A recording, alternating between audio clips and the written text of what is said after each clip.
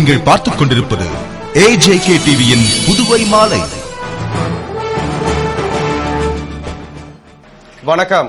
புதுவையில் வியாபாரிகளுக்கும் பொதுமக்களுக்கும் பாதுகாப்பு வழங்க முடியாத முதல்வர் ரங்கசாமி பதவி விலக வேண்டும் என்றும், இல்லை என்றால் மக்களின் பாதுகாப்பை வலியுறுத்தும் கட்சிகளுடன் இணைந்து மாபெரும் போராட்டங்கள் நடத்தப்படும் என்று எதிர்க்கட்சித் தலைவர் வைத்தியலிங்கம் கூறினார். இதுகுறித்து செய்தியாளர்களுக்கு பேட்டியளித்த எதிர்க்கட்சித் தலைவர் வைத்தியலிங்கம், புதுவையில் சட்டம் ஒழுங்கு சரியில்லை என்ற கருத்தை ஆளுநரும் பதிவு செய்திருப்பது வருந்தத்தக்கது என்றார். புதுவையில் தற்பொழுது கடுமையான சட்டம் ஒழுங்கு பிரச்சினை ஏற்பட்டுள்ளதாகவும், இங்கு வியாபாரிகளும் பொதுமக்களும் பாதிக்கப்பட்டுள்ளனர். பெண்கள் தனியாக நடந்து செல்ல முடியாத நிலை ஏற்பட்டுள்ள போதிலும் அரசு எந்த நடவடிக்கையும் எடுக்காமல் காலதாமதம் செய்து வருவதாக குற்றம் சாட்டிய அவர், எனவே தனது ஆட்சியின் தற்போதைய நிலையை கருத்தில் கொண்டு முதல்வர் ரங்கசாமி பதவி விலகி புதிய முதல்வரை தேர்வு செய்ய வேண்டும் என்றும், அவ்வாறு நடக்கவில்லை என்றால் ஒரு வாரம் பொறுத்திருந்து தங்களது போராட்டம் தொடரும் என்றார். மேலும் புதுவை மக்களுக்கு முழுமையான பாதுகாப்பு என்பதே தங்களின் எண்ணம் என்றும், எனவே மக்களின் பாதுகாப்பை வலியுறுத்தும் ஒத்த கருத்துடைய கட்சிகளை அழைத்து பேசி தங்களுடன் இணைத்துக் கொள்ள தயாராக இருப்பதாகவும், அதன் பிறகு அனைத்து கட்சிகளும் இணைந்து மாபெரும் போராட்டங்களில் ஈடுபடுவோம் என்றும் கூறினார். புதுவையில் சட்டம் ஒழுங்கு பற்றி காவல்துறை உயர் அதிகாரிகளுடன் முதல்வர் ரங்கசாமி ஆலோசனை நடத்தினார். புதுவையில் சட்டம் ஒழுங்கு பிரச்சினை குறித்து ஆளுநர் வீரேந்திர கட்டாரியா செய்தியாளர்களிடம் பரபரப்பு பேட்டியளித்தார். மேலும் சென்னை உயர்நீதிமன்றம் மாவட்ட கலெக்டர் புதுவை சட்டம் ஒழுங்கு குறித்து அறிக்கை தாக்கல் செய்ய வேண்டும் என்று அரசுக்கு உத்தரவிட்டது. மற்றும் பல்வேறு தரப்பினரும் புதுவையில் குற்றங்கள் அதிகரித்து வருவதாகவும், சட்டம் ஒழுங்கு நிலைநாட்ட அரசு கடும் நடவடிக்கை எடுக்க வேண்டும் என்று வலியுறுத்தி வருகின்றனர். இத்தகைய சூழலில் காவல்துறை உயர் அதிகாரிகளுடன் முதல்வர் ரங்கசாமி ஆலோசனை கூட்டம் நடத்தினார். காவல்துறை டிஐஜி சுக்லா மற்றும் உயர் அதிகாரிகள் கலந்து கொண்ட கூட்டத்தில் புதுவையில் சட்டம் ஒழுங்கு நிலைநாட்டுவது குறித்தும், ரவுடிகளை ஒடுக்க எடுக்க வேண்டிய நடவடிக்கைகள் குறித்தும் ஆலோசனை நடத்தினார். மற்றும் குற்றவாளிகள் மீது கடும் நடவடிக்கை எடுக்கும்படியும் ரோந்து பணியினை தீவிரப்படுத்தும்படியும் உத்தரவிட்டார். சேவை வரியை தாமாகவே முன்வந்து செலுத்துபவர்களுக்கு வட்டி மற்றும் அபராதத்திலிருந்து விலக்கு அளிக்கப்படும் என்று சேவை வரி குறித்த கருத்தரங்கில் மத்திய அரசின் சிறப்பு செயலர் ஷீலா சங்வான் தெரிவித்தார். புதுவை தனியார் ஓட்டலில் கலால் மற்றும் சேவை வரி சார்பில் சேவை வரி குறித்த சிறப்பு கருத்தரங்கு கலால் மற்றும் சேவை வரித்துறை புதுவை ஆணையர் நிரஞ்சன் தலைமையில் அதிகாரிகள் முன்னிலையில் நடைபெற்றது. தாமாகவே முன்வந்து வரி செலுத்துவோர்களை ஊக்குவிக்கும் திட்டமான VCES குறித்து நடைபெற்ற கருத்தரங்கில் சென்னை மண்டல முதன்மை ஆணையர் சகுந்தலா வரவேற்று பேசிட, மத்திய அரசின் சிறப்பு செயலர் மற்றும் தாமாக முன்வந்து வரி செலுத்துவோர்களை ஊக்குவிப்பு திட்ட உறுப்பினர் ஷீலா சங்வான் சிறப்பு விருந்தினராக கலந்து கொண்டு சிறப்புரையாற்றுகையில், 2013ஆம் ஆண்டு பொது பட்ஜெட்டில் அறிமுகப்படுத்தப்பட்ட தாமாகவே முன்வந்து வரி செலுத்துவோர்களை ஊக்குவிக்கும் திட்டத்தின் கீழ் சேவை வரி செலுத்தாதவர் வரும் டிசம்பர் 31ஆம் தேதிக்குள் தங்களது விண்ணப்பத்தை சமர்ப்பித்து பயன்பெற வேண்டும் என்றும், சேவை வரியின் நிலுவைத் தொகையில் 50% வரும் டிசம்பர் 31ஆம் தேதிக்குள் செலுத்த வேண்டும். மீதமுள்ள தொகையை 2014ஆம் ஆண்டு ஜூன் மாதத்திற்குள் செலுத்த வேண்டும். இதன் மூலம் வட்டி, அபராதம் மற்றும் இதர விளைவுகளிலிருந்து வரி செலுத்துவோருக்கு விலக்கு அளிக்கப்படும் என்று பேசினார். இந்நிகழ்ச்சியில் கலால் துறை சேவை வரி அதிகாரிகள் கலந்து கொண்டனர். புதுவை இந்திய ஆயுள் காப்பீட்டுக் கழகத்தின் 57வது ஆண்டு விழாவில் சிறப்பு விருந்தினராக முன்னாள் நகரமன்ற துணைத் தலைவர் ஜான்குமார் பங்கேற்று வாழ்த்துரை வழங்கினார். இந்திய ஆயுள் காப்பீட்டுக் கழகத்தின் 57வது ஆண்டு விழா புதுச்சேரி நேரடி வணிக கிளையில் சிறப்பாக கொண்டாடப்பட்டது. 1956ஆம் ஆண்டு துவக்கப்பட்ட இந்த நிறுவனம் தற்பொழுது 15 லட்சம் கோடி ரூபாய் மதிப்பிலான சொத்துக்களையும் 14 லட்சம் கோடி ரூபாய் அளவிற்கு சிறப்பான நிதி ஆதாரத்துடன் விளங்கி 29 கோடிக்கும் மேலான தனிநபர் பாலிசிதாரர்களும் 11 கோடிக்கும் மேலான குழு காப்பீட்டு திட்ட பாலிசிதாரர்களுக்கும் சேவை புரிந்து வருகிறது. இத்தகைய சிறப்பு மிக்க நிறுவனத்தில் 57ஆம் ஆண்டு விழாவினை முன்னிட்டு கடற்கரை சாலையில் நடைபயிற்சி சென்றவர்களுக்கு உடல் எடை மற்றும் உயர விகித குறியீடு மற்றும் ரத்த அழுத்த அளவு ஆகியவையும் பரிசோதித்து தெரிவிக்கப்பட்டது. மற்றும் பள்ளி குழந்தைகளுக்கு போட்டிகள் நடத்தப்பட்டு அதற்கான பரிசளிப்பு விழா நடந்தது. விழாவில் சிறப்பு விருந்தினராக முன்னாள் நகரமன்ற துணைத் தலைவர் ஜான்குமார் கலந்து கொண்டு ஆயுள் காப்பீட்டுக் கழகத்தின் சேவைகளை பாராட்டி வாழ்த்துரை வழங்கினார். மற்றும் போட்டியில் வெற்றி பெற்ற குழந்தைகளுக்கு பரிசுகள் வழங்கி பாராட்டினார். தொடர்ந்து சிறப்பு அழைப்பாளர்களாக கலந்து கொண்ட லாஸ்பேட்டை மாருதி மேல்நிலைப் பள்ளி இயக்குநர் சத்யா கிளையின் வணிக செயற்பணியாளர்களுக்கு பரிசுகள் வழங்கி கௌரவித்தார். விழாவிற்கான ஏற்பாடுகளை கிளை மேலாளர் ரவிசங்கர் தலைமையில் உதவி நிர்வாக அதிகாரி பரணிதரன் மற்றும் நேரடி வணிக செயல் பணியாளர்கள் செய்திருந்தனர். இயக்குநர்கள் கருத்துமிக்க படங்களை இயக்க வேண்டும் என்று இந்திய திரைப்பட விருது வழங்கும் விழாவில் முதல்வர் ரங்கசாமி பேசினார். புதுவை அரசு செய்தி மற்றும் விளம்பரத்துறை, மத்திய அரசின் திரைப்பட விழா இயக்குநரகம், புதுவை நவதர்ஷன் திரைப்பட கழகம் மற்றும் அலையன்ஸ் பிரான்சிஸ் சார்பில் இந்திய திரைப்படம் 2013ஆம் ஆண்டிற்கான விருது வழங்கும் விழா முருகா திரையரங்கில் நடைபெற்றது. செய்தி மற்றும் விளம்பரத்துறை இயக்குநர் அழகிரி வரவேற்று பேசிய விழாவில் அலையன்ஸ் பிரான்சிஸ் தலைவர் ஆனந்த வடிவேல் வாழ்த்துரை வழங்கினார்.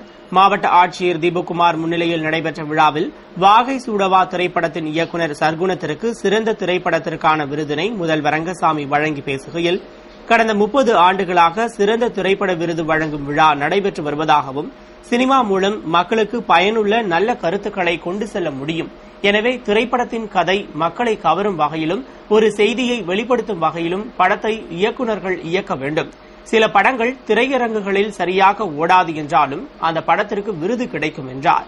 மேலும் திரைப்பட விருது 50,000 ரூபாயிலிருந்து 1 லட்சமாக உயர்த்தி வழங்கப்படுகிறது. கலைஞர்களை ஊக்குவிக்கும் வகையில் விருதுகள் வழங்கப்பட்டு வருகிறது என்றும், நல்ல கருத்துள்ள படங்களை இயக்குநர்கள் இயக்க வேண்டும் என்று பேசினார். சுவாமி விவேகானந்தரின் 150வது பிறந்த நாளை அரசு சார்பில் கொண்டாட வேண்டும் என்று பாரதிய ஜனதா கட்சி மாநில இளைஞரணி செயற்குழு கூட்டத்தில் தீர்மானிக்கப்பட்டது. புதுவை பாரதிய ஜனதா கட்சியின் மாநில இளைஞரணி செயற்குழு கூட்டம் கட்சி தலைமை அலுவலகத்தில் நடந்தது. கூட்டத்தில் கட்சியின் தமிழ் மாநில பொதுச் செயலாளர் ஆடிட்டர் ரமேஷ் மறைவிற்கு 1 நிமிடம் மௌன அஞ்சலி செலுத்தப்பட்டு இரங்கல் தீர்மானம் நிறைவேற்றப்பட்டது. தொடர்ந்து நாளுக்கு நாள் புதுவையில் அதிகரித்து வரும் சமூக குற்றங்களை ஒடுக்க தவறிய புதுவை அரசை கண்டித்தும், சுவாமி விவேகானந்தரின் 150வது பிறந்த நாளை அரசு சார்பில் விழாவாக கொண்டாட வேண்டும், கடற்கரை அருகில் சுவாமி விவேகானந்தருக்கு முழு உருவ சிலையுடன் கூடிய தியான மண்டபம் கட்டவும், 100 அடி சாலைக்கு விவேகானந்தரின் பெயர் சூட்டவும் மாநில நிர்வாகிகள் மற்றும் மாவட்ட தலைவர்கள் தொடர்ந்து புதுவை முழுவதும் உறுப்பினர்கள் சேர்க்கை முகாம் நடத்தி இளைஞரணியை மேலும் பலப்படுத்த வேண்டும் என்றும் தீர்மானம் நிறைவேற்றப்பட்டது. புதுவை பாரதி பூங்காவில் நடைபெற்ற கண்தான விழிப்புணர்வு பேரணியை டிஐஜி சுக்லா தலைமையில் ஜிப்மர் இயக்குநர் ரவிக்குமார் கொடியசைத்து துவக்கி வைத்தார்.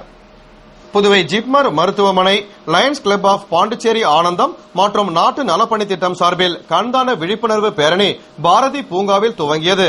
பேரணியை காவல்துறை டிஐஜி சுக்லா தலைமையில் ஜிப்மர் இயக்குநர் டாக்டர் ரவிக்குமார் கொடியசைத்து துவக்கி வைத்தார். தொடர்ந்து லயன்ஸ் கிளப் மாவட்ட ஆளுநர் கணேஷ், தலைவர் பாலச்சந்தர், ஜிப்மர் மருத்துவர்கள் ரேணுகா சீனிவாசன், ரமேஷ் பாபு உள்ளிட்டோர் முன்னிலையில் புறப்பட்ட பேரணியை 400க்கும் மேற்பட்ட மாணவர்கள் பங்கேற்று கடற்கரை சாலை, பட்டேல் சாலை, அண்ணா சாலை, நேரு வீதி வழியாக சென்று கண்தான விழிப்புணர்வு குறித்த துண்டு பிரச்சுரத்தை பொதுமக்களுக்கு வழங்கி ஊர்வலமாக சென்றனர். நிறைவில் மாணவர்களுக்கு குளிர்பானம் மற்றும் பிஸ்கட் வழங்கப்பட்டது. புதுவை முன்னாள் ராணுவ வீரர்கள் லீகின் 8வது பொதுக்குழு கூட்டம் நடத்தப்பட்டு அனைவரின் குறைகளை கேட்டு நிவர்த்தி செய்யப்பட்டது. புதுவை சிவா விஷ்ணு மகாலில் முன்னாள் ராணுவ வீரர்கள் லீகின் 8வது பொதுக்குழு கூட்டம் நடைபெற்றது. முன்னாள் ராணுவ வீரர்கள் மற்றும் விதவைகள் கலந்து கொண்ட கூட்டத்தில் லீகின் நிர்வாகிகள் சங்கத்தின் செயல்பாடுகள் குறித்து எடுத்துரைத்தனர் மற்றும் கூட்டத்தில் பங்கேற்றவர்களிடம் குறைகள் கேட்டு நிவர்த்தி செய்யப்பட்டது. தொடர்ந்து ஓய்வூதியம் பற்றி விரிவாக விளக்கப்பட்டது. கூட்டத்திற்கான ஏற்பாடுகளை முன்னாள் ராணுவ வீரர்கள் லீகின் நிர்வாகிகள் செய்திருந்தனர்.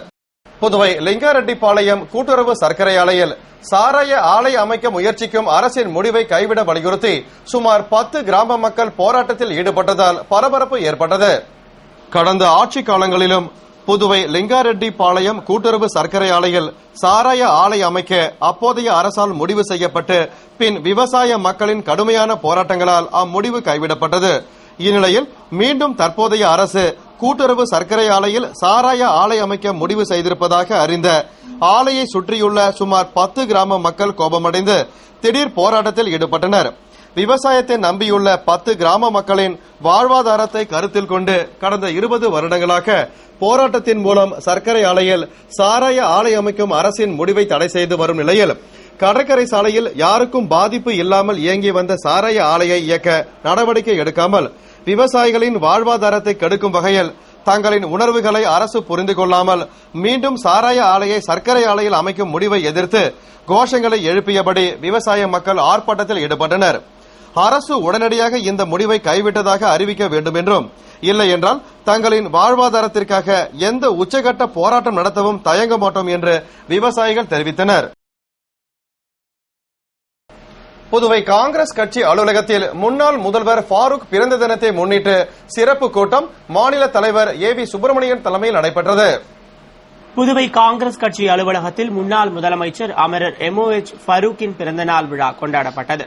இதனை முன்னிட்டு அலங்கரிக்கப்பட்ட ஃபரூக்கின் திருவுருவ படத்திற்கு மாநில தலைவர் ஏவி சுப்பிரமணியன் தலைமையில் எதிர்க்கட்சித் தலைவர் வைத்திலிங்கம் முன்னிலையில் முன்னாள் முதல்வர் ராமச்சந்திரன், துணைத் தலைவர் பாலாஜி, முன்னாள் அமைச்சர் ஷாஜகான், பொதுச் செயலாளர் AKD ஆறுமுகம் உள்ளிட்ட நிர்வாகிகள் மலர் தூவி மரியாதை செலுத்தி ஃபரூக்கிற்கு புகழாரம் சூட்டினர்.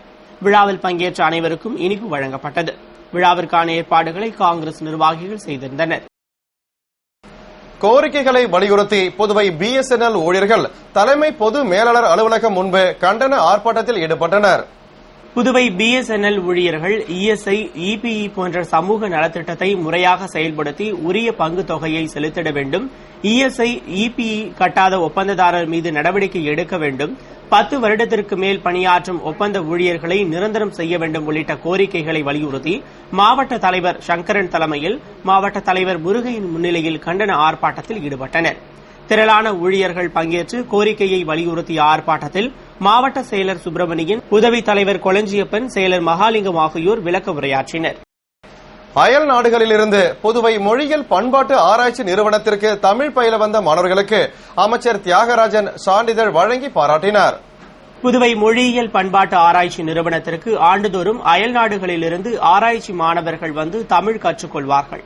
அதுபோன்று இந்த ஆண்டு ஜெர்மன் ஹைடல்பர்க் பல்கலைக்கழகத்திலிருந்து 4 பேரும், ஜெர்மனி டூபிங்கன் பல்கலைக்கழகத்திலிருந்து 3 பேரும், கனடா நாட்டு மெக்கிஸ் பல்கலைக்கழகத்திலிருந்து ஒருவரும், சீனாவின் பன்னாட்டு வானிலை நிலையத்தில் தமிழ் பிரிவில் பணியாற்றும் சீன பெண்மணி ஒருவரும் கடந்த ஜூலை மாதம் முதல் வாரம் புதுவை வந்து தமிழ் பயின்றனர். இந்நிலையில் தமிழ் பயின்ற இம்மாணவர்களுக்கு மொழியியல் பண்பாட்டு ஆய்வு நிறுவனத்தின் தலைவரும் கல்வி மற்றும் கலை பண்பாட்டுத்துறை அமைச்சருமான தியாகராஜன் சான்றிதழ் வழங்கி ஆர்வமுடன் தமிழ் மொழியின் நுணுக்கங்களை கற்று பல்வேறு கல்வி நிறுவனங்கள், கலை நிகழ்ச்சிகளுக்கு சென்று ஆய்வு மேற்கொண்ட அயல்நாட்டு மாணவர்களின் ஆர்வத்தை பாராட்டி வாழ்த்து பேசினார். அப்போது கலை பண்பாட்டுத்துறை இயக்குநர் வளர்கண்ணன் உடனிருந்தார். நிகழ்ச்சிக்கான ஏற்பாட்டினை நிறுவன இயக்குநர் பக்தவச்சல பாரதி, மொழியியல் ஆசிரியர்கள் முனைவர் பரசுராமன், முனைவர் ரவிசங்கர் ஆகியோர் செய்திருந்தனர். புதிய ஓய்வூதிய திட்ட மசோதாவிற்கு எதிர்ப்பு தெரிவித்து புதுச்சேரி அரசு ஊழியர் சங்கங்களின் சம்மேளனம் சார்பில் கண்டன ஆர்ப்பாட்டம் நடைபெற்றது. புதுவை தலைமை தபால் நிலையம் முன்பு அரசு ஊழியர் சங்கங்களின் சம்மேளனம் சார்பில் புதிய ஓய்வூதிய திட்ட மசோதாவிற்கு எதிர்ப்பு தெரிவித்து கண்டன ஆர்ப்பாட்டம் சங்க தலைவர் சீதாராமன் தலைமையில் கௌரவ தலைவர் பாலமோகனன் முன்னிலையில் நடைபெற்றது. சம்மேளன நிர்வாகிகள் மற்றும் உறுப்பினர்கள் உள்பட பலர் கலந்து கொண்ட போராட்டத்தில் ஊழியர்கள் தங்கள் கோரிக்கைகளை வலியுறுத்தி கோஷங்கள் எழுப்பி ஆர்ப்பாட்டம் செய்தனர். நிறைவில் பொதுச் செயலாளர் பிரேமதாஸ், போராட்டக்காரர்கள் புதிய ஓய்வூதிய திட்ட மசோதாவில் ஊழியர்களுக்கு பாதுகாப்பு அம்சங்கள் மற்றும் உத்தரவாதம் இல்லை என்று எதிர்ப்பு தெரிவித்தனர். இத்துடன் செய்திகள் நிறைவடைந்தன. வணக்கம்.